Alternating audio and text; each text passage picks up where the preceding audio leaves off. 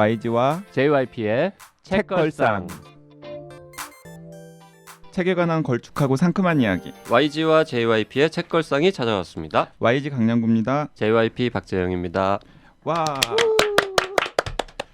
네, 지난 시간에 이어서 책걸상 2017년 상반기 특집을 계속하고 있습니다. 네, 문학평론가 박혜진 선생님도 함께하고 계십니다. 네, 안녕하세요. 박혜진입니다. 네, 그 지난 시간에는 이제 저희가 상반기에 소개했던 책들 중에서 뭐 책이라던가 게스트 관련해 가지고 이제 재밌는 얘기들을 나눠봤는데요. 저희만 재밌었나? 청취자분들도 뭐 재미있으셨을 거라고 네. 기대합니다. 그리고 아마 특히 애청자분들에게 재미있는 방송이 아니었을까 하는 생각이 듭니다. 그런데 뭐 약간 그래도 좀 이렇게 정보도 좀 이렇게 저희가 제공을 해야 되겠다라는 생각에서 뭐 이런 것도 한번 저희가 꼽아봤습니다.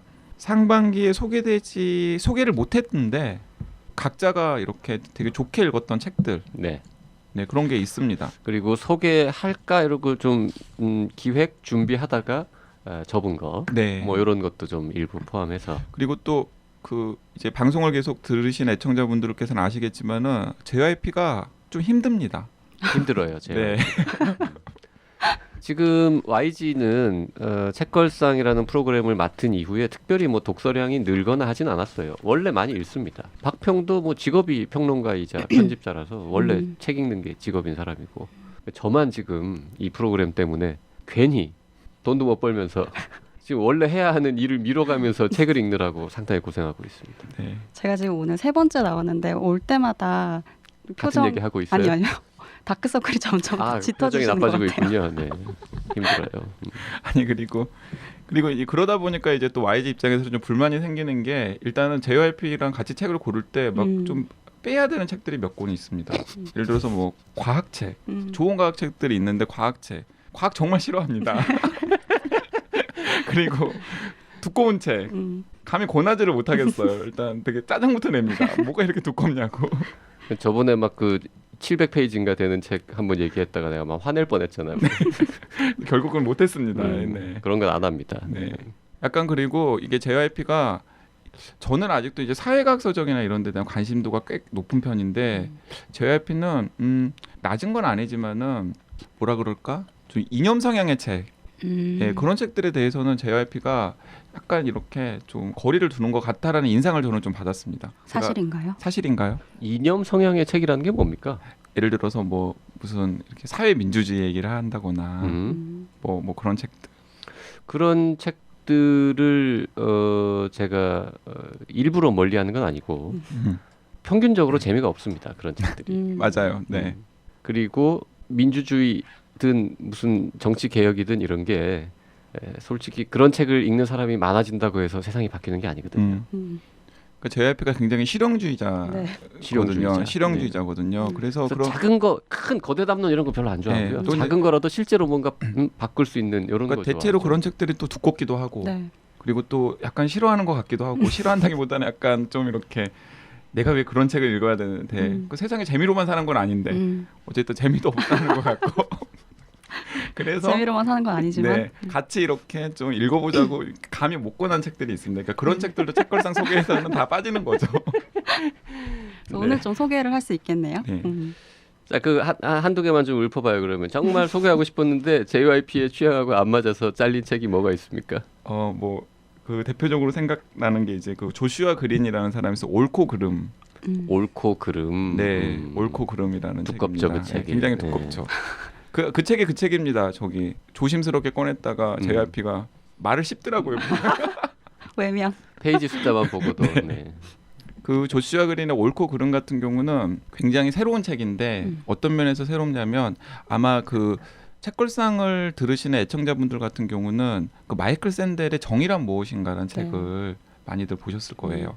근데 그 정의란 무엇인가에 보면은 되게 공적 취급당하는 정치 철학 혹은 그 윤리학의 그 분과가 있습니다. 그 공리주의자들, 네, 공리주의자들이 굉장히 공격을 받죠. 그 마이클 샌델의 정의란 무엇인가에서는. 근데 조슈아 그린은 공리주의야말로 인류가 지향해야 될 그 윤리의 한 모델이라고 주장을 하는 책입니다. 예, 그래서 일단은 그 정의란 무엇인가를 읽은 분들이라면은 이 공리주의자 진영의 반론 혹은 그런 공리주의자가 왜 현실에서 힘이 셀 수 있는지를 역설한 책이라는 의미에서도 이 조슈아 그린의 책이 굉장히 의미가 있고요. 그리고 또 한편으로는 최근에 이 윤리라던가 도덕이라던가 관련된 과학, 심리학, 뭐 철학에 나오는 여러 가지 성과들이 책 한 권에 다 집대성이 되어 있습니다. 그러니까 이 조슈아 그린의 이 옳고 그름이라는 책 한 권만 읽으면 아 최근에 이 윤리나 도덕이나 혹은 그런 정치 철학과 관련된 중요한 이슈들을 이 조슈아 그린의 입장에 동의하지 않아도 한 번에 쫙 정리할 수 있는 또 그런 책이기도 합니다. 그래서 저는 이게 두꺼운 책이었지만은 읽어볼 만하다라는 생각이 들었습니다. 이런 책은 저는 좀 논증을 해가는 방식에 어떤 특징이 있는지가 항상 좀 궁금하더라고요. 네. 그런데 차별화가 좀 돼 있는지. 네, 차별화가 돼 있습니다. 네. 이 옳고 그름은 사실은 저도 관심은 있어요. 저 대학원에서 공부한 과목이랑도 좀 연결되고 네.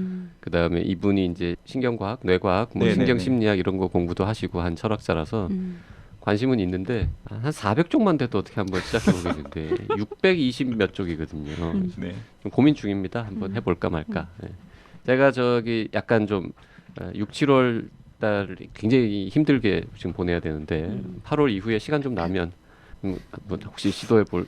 네. 그래도 한 권으로 여러 가지 그 도덕과 윤리에 대한 이슈를 다 이렇게 습득할 수 있다고 네. 하시니까 저는 되게 많이 그리고 읽고 싶어지네요. 이렇게 우아한 책은 게스트 찾기도 어려워요. 그렇긴 하죠. 네. 네, 게스트 찾기가 어렵습니다. 옳고 그름, 네, 조슈아 그린의 네, 조슈아 그린은 옳고 그름. 두꺼운 책, 네. 올해 초에 나온 책. 네. 네. 그리고 뭐 그린은 아까 JYP가 실용주의자라고 제가 말씀을 네. 드렸잖아요. 근데 이 공리주의라는 표현에 굉장히 오해가 많기 때문에 자기는 이제 공리주의를 다른 표현으로 좀 바꿔 부르자고 제안을 하고 싶다는 거예요. 그러면서 제안한 게 깊은 실용주의입니다. 딥 프래그마티즘, 네, 깊은 실용주의, 깊은 실용주의. 네, 바꿔 부르자고. 좀 낯선 표현이긴 하지만 훨씬 거부감은 덜한 네, 것 거부감은 같아요. 좀 덜하죠. 네. 그 조슈아 그린이라는 분은 마이클 샌델 책하고 비교하면 그 가독성 측면에서 어디가 낫습니까? 사실은 마이클 샌델의 정의란 무엇인가가 굉장히 많이 팔리긴 했지만 그것도 굉장히 어려운 책이거든요. 그런 편이죠. 네, 어려운 책이거든요, 사실. 사놓고 안 읽은 사람 진짜 많죠. 네, 그리고 또 맥락을 알면은 더 어려운 책입니다. 이게 그냥 쭉 따라가면은 그냥 그런가 보다 하는데 사실은 그 안에는 이제 굉장히 중요한 정치 철학의 논쟁들이 굉장히 많이 들어있는 책인데 그런 면에서 보면 이 조슈아 그린의 책 같은 경우는 오히려 더 읽기에 수월합니다. 그래요. 왜냐하면은 실용주의자잖아요, 본인이. 그 논증을 막 합니다. 막 여러 가지 사례들을 막 가지고 이렇게. 저는 샌델 책 중에서는 제일 잘 읽히고 대중적으로 재미있다고 생각하는 책은 그 돈으로 살 수 없는 것들. 네. 네. 그 책인데 그거보다도 재밌습니까? 아니면 그거보다는 조금 덜 읽힙니까? 그거보다는 조금 덜 읽힙니다. 그럼 정의란 무엇인가와 돈으로 살 수 없는 것들의 중간 정도의 정도. 가독성을 가진 네. 책이다. 근데 두껍죠. 근데 그런 책들보다 2배 좀 두껍다. 읽기 어렵겠네요. 네. 자, 박평도 뭐 하나 던져보시죠. 저는 제가 비평가잖아요. 그래서 올해 나왔던 아주 재미있는 평론집인데요. 그 사이토 미나코라는 일본 편집자 출신 비평가가 쓴 문단의 아이돌론이라는 비평집입니다. 그러면 약간 문단의 아이돌? 론. 네. 저자의 아이덴티티가 약간 박평이랑 겹치네요. 네, 저도 편집자로 시작을 해서 편집자가 먼저 됐어요. 네. 이후에 이제 평론을 썼는데 이분은 뭐 지금 아주 젊은 건 아닌데요. 발언들이 거침이 없습니다. 그래서 굉장히 재미있는데 이를테면은 그 80년대에 일본 그 거품 경제 요때에 인기가 굉장히 많이 있었던 하루키라든지 요시모토 바나나라든지 우에노 지지코라든지 이런 뭐랄까 미디어의 총화로 불렸던 사람들이 어떻게 문단의 아이돌이 됐는가라는 것들을 분석하는 책인데요.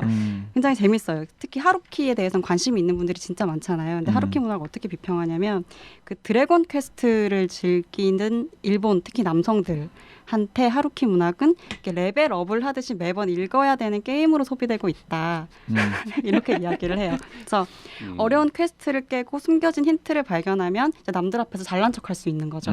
그래서 이런 게임 같은 소설이다라고 분석을 하면서 얘기를 하는데 사실 좀 이렇게 무게박수 치게 되는 부분들이 있어요. 그리고 요시모토 바나나에 대해서도 좀 비판적이긴 한데 그 당시에 거품 경제 정점에서 어떤 것들도 다 문학적으로 가지고 와서 아는 척을 하려고 했던 그 비평가들 사이에서 요시모토 바나나의 문학은 좀 충격적이었던 거죠. 도대체 이렇게 맛있는 걸 먹었을 때 아 맛있다, 맛있어 라고 끝나는 이 문학 앞에서 도대체 무슨 말을 해야 하는지 모르겠는 이해할 것 공황 같아. 상태를 네, 이제 만들었던 것인데 이제 그러면서 이걸 이제 코발트 문학이다라고 이야기를 하기도 하고요. 그래서 그때 이제 뭐 포스트 모더니즘이라든지 거품 경제라든지 페미니즘이라든지 하는 그런 그 기류와 함께 물려서 어떻게 문단의 아이돌들이 만들어졌나를 되게 재밌고 재치 있는 표현들로 정리를 하고 있는 책이에요. 저도 이런 책 너무 쓰고 싶어요. 그 일본 작가들 거기 나오는 작가들은 주로 한국에도 많이 알려진 사람들인가요? 네, 뭐 무라카미 류라든지 뭐 하루키 요시모토 바나 저희도 많이 읽었거나 관심을 많이 갖고 있는 작가들에 대해서 다루고 있어요. 언론인도 있어요. 다치바나 다카시라는 네네네. 기자죠. 저는 사실 네. 이 책을 통해서 알게 됐는데 조사를 정면 공격적인 정면 보도로 이름이 높은 기자라고 하는데 이분에 대해서도 대량 인원과 경비를 통해서 조사를 하는 부자 라이터의 방식이다라고 이야기를 하더라고요. 그 약간 좀 모두까기 인형 뭐 이런 느낌의 비평은 그런 게 재밌죠. 네. 다치바나 다카시도 되게 흥미로운 네, 네. 저자입니다. 그 워낙 많은 책을 써가지고 정말 중구난방으로 아무 분야나 막 쓰는 분으로 유명한데 근데 읽어보면은 다 수준 이상은 됩니다. 네, 수준도 꽤 되고 네네. 근데 이제 다른 책들보다도 이 양반이 그 책을 많이 읽는 걸로도 또 유명한 사람인데 나는 이런 책을 읽어왔다라는 아주 얇은 책이 있거든요. 그 책 참 재밌게 읽었었어요. 어떻게 그렇게 많이 읽을까요? 그렇게 많은 걸 그분은 쓰면서 책을 정리하는 비서가 따로 있죠. 네. 그리고 그 책을 정리하는 비서를 뽑는 시험을 아주 특이하게 또 본 것으로도 유명하고 뭐 많은 일화가 있는 그러니까 책벌레죠. 그 개인 소재가 거의 도서관 수준이에요. 네, 그래서 어떻게 먹고 사는지. 인쇄로 먹고 살죠. 그렇죠. 인쇄랑 그 다음에 이거 글 기고하는 걸로 먹고 사는데 부자 라이터래잖아. 네, 부자 라이터. 약간 좀 이렇게 그 글쟁이들이나 책 좋아하는 사람들은 약간 정말 저렇게 살고 싶다 그런 거죠. 그렇게 살고 싶진 않아요. 저는. 그래요? 저도 책 좋아하지만 그렇게까지 극단적으로 많이 읽고 극단적으로 많이 쓰고 그리고 책을 제가 기억하기로 한 100권도 넘게 썼거든요. 맞아요. 근데 한 권을 쓰기 위해서 최소한 한 뭐 10권, 20권을 관련 분야의 책을 읽고 취재도 또 많이 하고 이러는 사람이라서 굳이 우리나라 놓을 시간이 없을 것 같아. 굳이 우리나라에 있는 분이랑 비교를 하자면은 그 전북대학교의 강준만 교수 네, 정도가 약간 좀 비슷하게 겹치지 않나. 강준만 교수는 다치바나 다카시에 비하면 다루는 분야가 10분의 1도 안 됩니다. 네, 맞습니다. 그러니까 약간 그 깊이라던가 아니면 다루는 분야라던가 이런 게 다치바나 다카시가 강준만 교수와 비교했을 때도 훨씬 더 깊고 넓죠. 하지만은 우리나라에 어쨌든 그 정도도 사실 없기 때문에 굳이 비유를 하자면은 강준만 교수 정도로 비유를 할 수는 있을 것 같습니다. 자, 상반기 추천 뭐 하려다 못한 책들을 지금 소개하고 있는데요. 전 고민해 보니까 별 딱히 떠오르는 게 없어요. 이제 김훈 선생님의 그 신작 공터에서 그걸 해보려고 그거를 이제 했었죠. 해보려고 준비를 막 했었는데 그리고 제가 사실 김훈 선생님 연락처도 갖고 있고 뵌 적도 있고 해가지고 한번 꼬셔보면 나와주실 수도 있겠다라는 생각에 책을 다 읽었는데 저희가 안 한 이유는 너무 많이 여기저기서 이미 이런 네이버에서 주최하는 프로그램을 또 출연하시고 해서 네, 그게 사실 가장 컸죠. 이게. 새로운 이야기가 안 나올 것 같아요. 저희는 이제 네이버의 서브로 지금 어쨌든 간에 그 운영하는 이제 프로그램 중에 하나인데 네이버에서 이제 전면에 내세워서 이제 김훈 선생님 인터뷰를 한번 해서 라이브 뭐 이런 거 했죠. 저희가 굳이 불러서 얘기를 들을 이유가 있나 하는 생각이 들었죠. 아까도 맛은 좀 다를 것 같은데 저희가 좀 불러가지고 이렇게 저희가 막 그렇게 선생님 하지만은 않을 거 아니에요. 그럼요. 그래서 그럼에도 불구하고 한번 해볼까 망설이었는데 연락도 안 하고 그냥 흐지부지 됐었죠. 그 저희가 안 모시지 않은 이유 중에 하나가 아무래도 다른 게스트들보다 약간 우리가 덜 막대할 것 같은 그런 느낌 때문에. 네. 솔직히 우리가 게스트를 좀 함부로 대하잖아요. 함부로 대하죠. 네.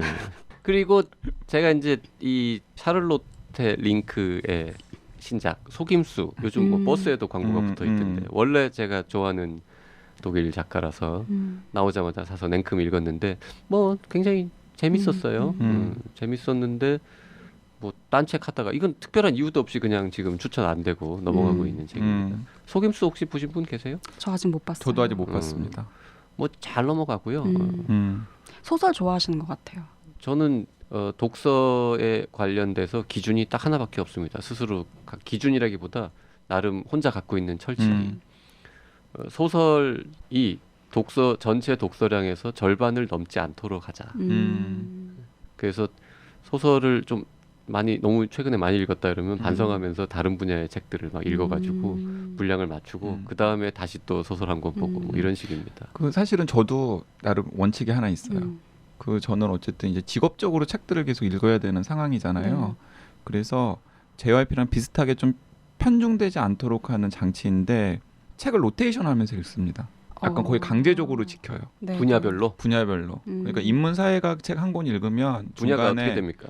인문사회학 책이라고 인문사회. 분류할 만한 책을 한 권 읽으면 그 다음에는 넓게 보면 문학, 그러니까 뭐 소설이라던가 뭐 에세이라던가 아니면 뭐 이런 것들을 끼워놓고 그 다음에 이제 과학, 환경, 의료 관련된 책을 읽고 그리고 다시 소설이나 에세이 이런 것들을 끼워놓고 다시 이제 인문사회학으로 갑니다. 그게 거의 저는 이제 다 읽으면은 그 이제 제 캘린더에다가 표시를 하거든요. 그러면 이제 그때 이제 약간 의식적으로 이제 그런 걸 지키는데 그렇게 한 지가 꽤 오래돼가지고 지금 거의 습관처럼 이제 되었죠. 저는 뭐 그렇게 순서를 정할 수는 없어요. 근데 하여튼 총량을 문학이 절반을 넘지 않도록 그러니까 이제 자제하면서 따지고 보면 비슷한 거죠. 그렇게 하면 이제 문학이 균형 잡힌 독서. 왜 그러냐면은 그렇지 않으면은 소설만 읽게 됩니다. 재밌으니까. 네. 그럼 네. 마약이니까. 네. 네. 전 사실 문학 안에서 이렇게 구분이 더 좀 지어지는 편이에요. 왜냐하면 문학평론가는 평론가니까 그렇게 되는 역시 거죠. 네네. 문학평론가는. 문학 안에서 뭐 좀 장르 소설들 어느 정도 읽고 그다음에 뭐 나라별로? 문학성이 있는 것들, 나라 외국 소설, 한국 소설 이런 장편, 식으로. 중편, 단편 뭐 이런 것도 그렇죠. 그리고 뭐 시, 시도 에세이 읽어야지. 맞아. 그 안에도 너무 분야가 많고 맞아요. 좀 봐야 되는 것들이 많아서. 네. 그리고 상반기에 읽었으나 소개하지 못한 책으로는 그 유명한 운명과 분노가 있습니다. 이 책 진짜 화제더라고요. 진짜 화제인데 전 정말 힘들게 이게 왜 그렇게까지 화제지? 라면서 정말 우아한 건 알겠어요. 정말 우아한 책인데 너무 한국의 평범한 독자들이 읽기에는 너무 모르는 맥락이 많고 서양의 어떤 문화나 뭐 이런 용어 뭐 다른 책들 인용 뭐 이런 부분들이 너무 많아서 그렇게 즐겁진 않았습니다. 그 오바마가 극찬했다는 네. 책이죠. 그러니까 이제 그 방송 캐릭터 때문에 YG가 JYP를 많이 괴롭히고 막 말도 안 듣고 막 싸가지 없고 뭐 그런 식으로 생각하시는 애청자분들이 있는데 사실은 제가 말을 굉장히 잘 듣습니다. 보통 JYP가 뭘 하자 그러면은 제가 보통 다 합니다. 그런데 이 책은 제가 거부했습니다. 아니 왜냐면은 본인이 읽으면서 계속 재미없다고 투덜대 놓고서 다 읽었으니까 너무 아깝잖아요. 그러니까 이것도 됐다 두껍거든. 그래가지고는 그걸 꼭 하자고 그러더라고요. 그래서 내가 아니 그렇게 투덜대지 않았으면은 제가 이제 낚여가지고 했을 텐데 뻔히 재미없고 뭐 우리나라 맥락에도 맞지 않고 뭐 너무 힘들었던 책이다라고 해놓고서는 자기가 읽은 게 너무 아까우니까 이걸 한번 하면 어떨까? 나를 위해서. 나를 위해서 그래서 제가 거부했습니다. 그 박평이 주변에 있는 사람들 아까 그 굉장히 화제였더라 네. 했는데 어떤 면에서 화제입니까? 지금 저희 그 책은? 지금 편집팀에서 저 빼고 그걸 다 읽었어요. 아 진짜요? 네. 다 재밌다고 하던가요? 아니요. 거봐 자, 재미없다니까. 좋은 책이라고들 해요. 그런데 좀 읽기가 힘들다. 그리고 너무 오래 걸린다. 맞아요. 그래서 이 책을 지금 3주째 붙들고 있다. 맞아요. 이렇게들 딱 얘기를 많이 그렇습니다. 해요. 네. 저 사놓고 뭐 네. 오바마 뭐 이런 거에 낚여가지고 사서 좀 보다가 뭐 한 30, 50, 100페이지 보다가 포기하는 분들 많을 거라고 네, 생각합니다. 오바마가 읽었다고 해서 다 재밌는 책이 아니고 사실은 다 좋은 책인 것도 아닙니다.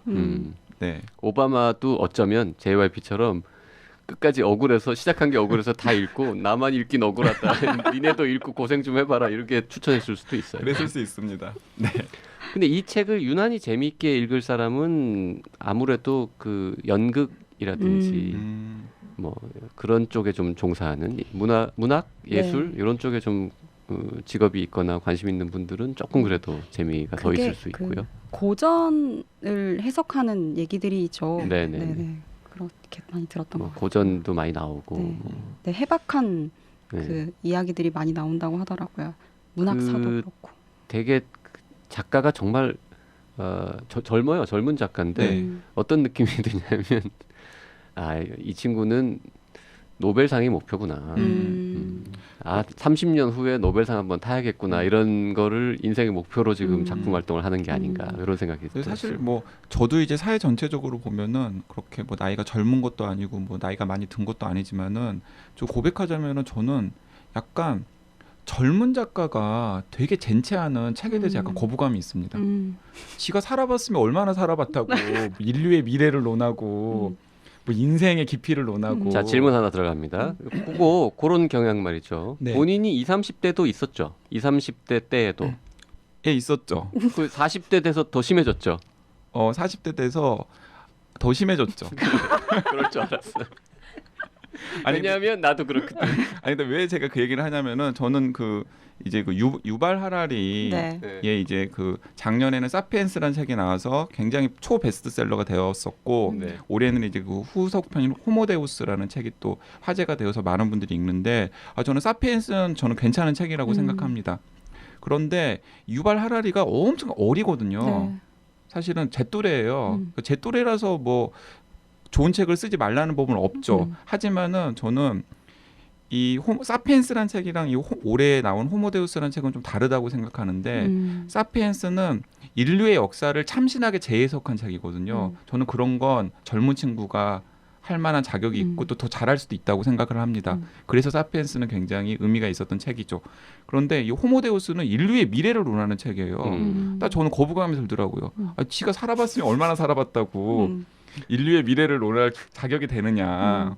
일단 사피엔스에 비해서 호모데우스는 평이 굉장히 안 좋습니다. 네, 네. 그래서 저는 딱 그게 거기에 반영되지 않나라는 생각이 들고 저도 호모데우스를 억지로 읽긴 읽었는데 이 호모데우스라는 책보다는 차라리 그 책보다는 좀 덜 유명하긴 합니다만은 다이앤 에커먼이라고 하는 좀 이렇게 나이도 좀 지긋하게 든 그 과학 저널리스트 혹은 에세이스트가 있습니다.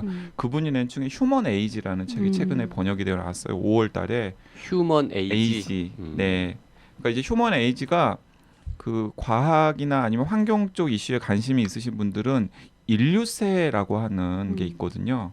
그러니까 지금 우리가 무슨 뭐 신생대 뭐 무슨 홀로세 뭐 이런 얘기들 있지 않습니까? 근데 지금 우리는 인류가 이렇게 그 지질학적인 구조를 완전히 바꾸는 인류세에 살고 있다라는 이제 보통 인류세라고 발음을 해요. 인류세. 인류세라고 해서 처음에는 어디 외국 건 줄 알았어요. 인류세. 네, 제가 좀 얘 발음에 약간 핸디캡이 있습니다. 네, 아무튼 근데 그걸 이제 영어로 이제 그 좀 풀어가지고 쓴 책이 이제 원제입니다. 휴먼 에이지. 근데 이제 그러니까 인류가 이 우리가 살아가는 세상을 어떻게 바꿔왔고 그리고 또 지금 인류가 그렇게 바꿔진 세상에 대응하기 위해서 어떤 노력들을 하고 있는지를 이분이 이제 또 발로 뛰어가지고 사람들도 만나보고 인터뷰도 하고 등등등 해서 굉장히 아름다운 문장으로 쓴 책이에요. 그 책은 얼마나 두껍습니까? 500쪽이 좀 안 됩니다. 네, 그렇군요. 예, 그래서 저는 작년에 사피엔스 같은 책을 굉장히 좋게 읽었는데 올해 나온 그 유발 하라리의 호모데우스라는 책을 보고 실망한 분들이라면은 저는 그 연장선상에 이 휴먼 에이지라는 책을 한번 꼭 읽어보시길 권합니다. 상반기에 나온 과학책 중에 제가 보기에는 가장 의미 있는 책인 것 같아요.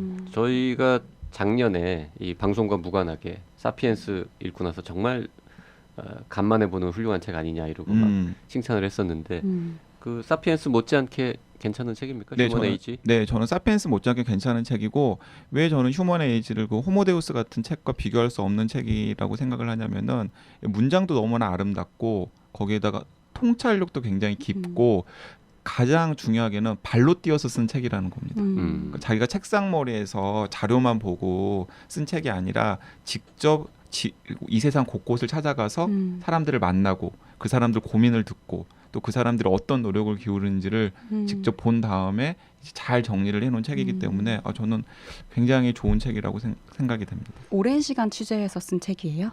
네, 꽤. 그래서 이 그 휴먼 에이지 관련해서 이게 그 번역 잘하는 김명남 씨가 번역을 했는데 김명남 씨가 뭐라고 추천을 했냐면 자연을 관찰하여 서정적이고 아름다운 문장으로 사색을 펼쳐 보이는 작가는 많다. 많죠 실제로. 하지만 과학기술에 대해서 인공에 대해서 그렇게 쓰는 작가는 흔치 않다. 다이앤 에커먼이 그렇다는 거고요. 이 책은 과학책이기도 하고 여행기이기도 하지만 무엇보다도 새로운 관점을 선보이는 철학적인 책이다. 저는 전적으로 동의하는 책입니다. 그래서 저는 그 사피엔스 좋게 읽었던 분이라면은 그리고 또 인류의 미래에 대해서 약간 고민이 생겼다면은 그 호모데우스라는 책보다는 이 휴먼 에이지라는 책이 훨씬 더 강력 추천입니다.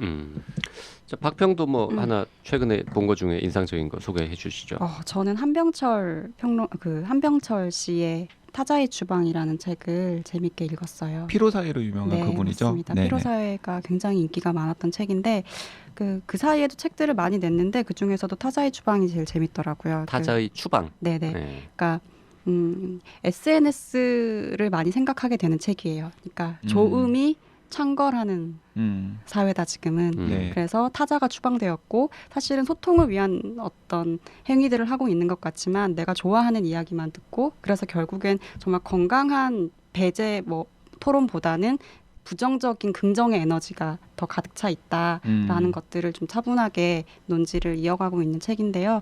저는 사실 SNS를 적극적으로 많이 하는 스타일은 아니에요. 근데 조금 더 어려워하는 면이 있어서 좀 제 생각을 이렇게 좀 되돌아볼 수 있는 책이었어요. 네.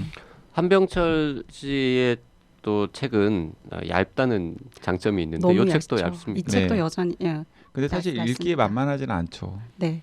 네. 그러니까 문장은 명료한데 그런 문장인데 두껍기까지 했어요. 근데 비교적 그 사회에 대해서 비판하고 통찰하는 문장들은 정확하고 명료한 편이에요. 근데 사유가 당연히 깊고 그렇기 때문에 쉽게 따라갈 수 있는 건 아니지만 네네. 그 독일에서 활동하시는 분이시잖아요. 네. 이제 한국에서 이제 책들이 많이 팔리면서 가끔 한국을 이제 오시는데 그래서 사실 책걸상에 모셔보려고 제가 운을 한번 떼었었더랬습니다. 네. 그 편집자를 통해서 그랬더니 편집자 선생님이 저한테 이건 약간 한 선생님 뒷담화 비슷한 건데 조용히 이렇게 말씀을 하시더라고요. 강 기자님 저기 이런 말씀 들으면 좀 죄송한데 안 부르시는 게 좋을 것 같습니다. 왜요? 그랬더니 몇 번 방송 출연을 부탁드려서 성사가 됐었는데 다들 힘들어 하시더라고요. 네. 예. 네. 거기까지만. 네, 여기까지만. 책으로 만나는 게 책으로 좋은 만나는 게 좋은 분. 분입니다. 네. YG가 휴먼에이지 말고 또 상반기에 좀 인상적이었던 책 하나만 더 추천한다면요? 한 권 더 추천할까요? 이 책도 저는 이제 그 JYP나 박평이 이제 그런 소설이나 인문사회학 책 같은 것들을 많이 골라 오셨을 거라고 생각을 해서 저는 좀 약간 이제 제 관심사를 있는 책을 이제 골라왔는데 광기와 문명이라는 책이 있어요. 네. 이 책도 엄청 두껍습니다. 벽돌책 전문. 네.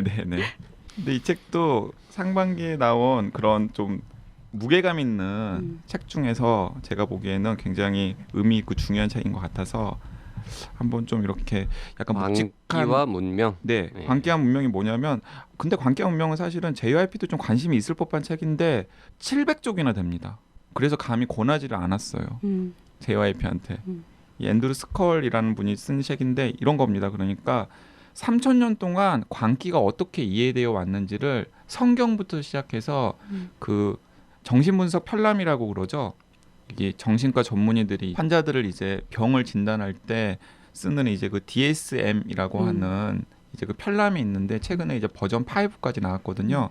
그 DSM 5까지 이제 광기를 사람들이 어떻게 생각을 하고 거기에 대해서 어떻게 반응을 하고 또 어떻게 대응을 하고 심지어는 이제 그런 것들에 대해서 쭉 이제 쓴 책입니다. 그래서 제가 보기에는 코의 무슨 관계의 역사라든가 이런 책이 있는데 그 책을 업그레이드하면서 또 그 책의 오류라든가 아니면 그 책의 부족한 점이라든가 아니면 그 미처 푸코가 생각하지 못했던 팩트나 관점 같은 것들을 제시하는 책이라 그래서 굉장히 외국에서도 높이 평가를 받는 책이고 그래서 좀 이렇게 한번 읽어보면 되게 좋을 것 보고 같습니다. 있는데요. 이 광기, 매드니스와 관련된 전문가군요, 이분. 네. 그런 쪽의 책들을 굉장히 많이 쓰셨고 네.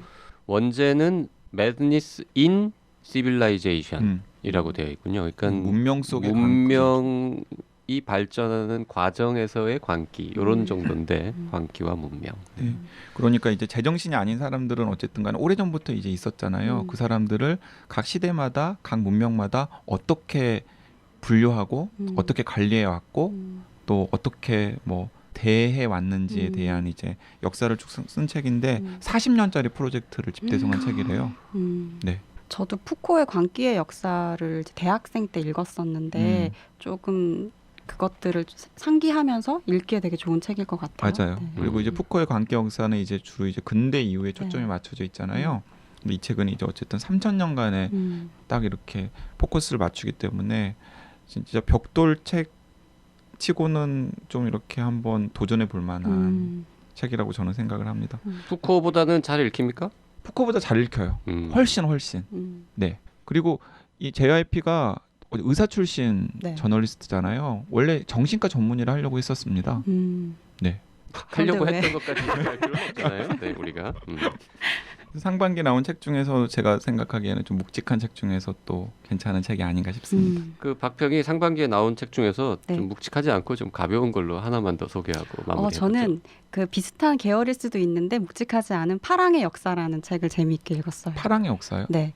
이 책은 미셸 파스투로라는 그 색채 연구를 하는 분인데요. 전 이 책을 통해서 그 색채 연구라는 계열의 그 분야를 좀 알게 됐어요. 거기서 그 파랑은 그 파랑색 블루. 할 때 블루. 블루. 네, 그러니까 아주 고대에 이르는 고대에서부터 지금까지 어떤 방식으로 파랑이 그 문명에서 역할을 해왔는지 어떻게 코드화돼서 파랑이 쓰였는지를 굉장히 실증적인 자료들 뭐 트렌디한 패션에서부터 아주 어떤 뭐 그림이라든지 어떤 문화에 있는 예술품에 쓰인 색깔 되게 여러 가지들 사례를 통해서 보여주는 책인데요. 실제 이 작가가 쓴 것들은 뭐 노랑 뭐 빨강 이런 여러 가지 역사 책들이 있대요. 컬러 역사. 그래서 재밌게 읽었고 나온 지 오래되지 않았지만 반응도 좋은 책이었습니다. 네.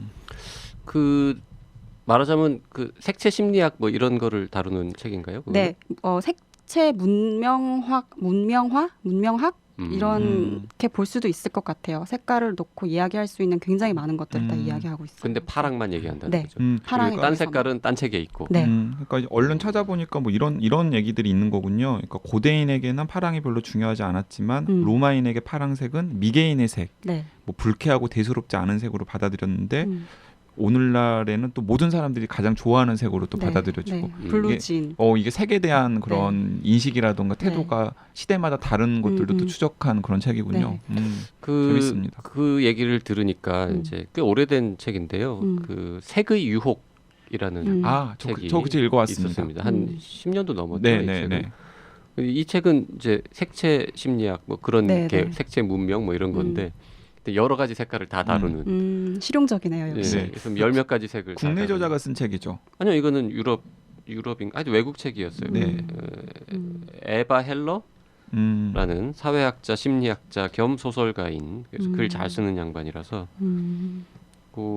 맞다. 세계 재미있는 유혹이라는 13가지 색깔 이야기라는 네. 부제가 있는. 한 열 몇 가지 나오는. 네.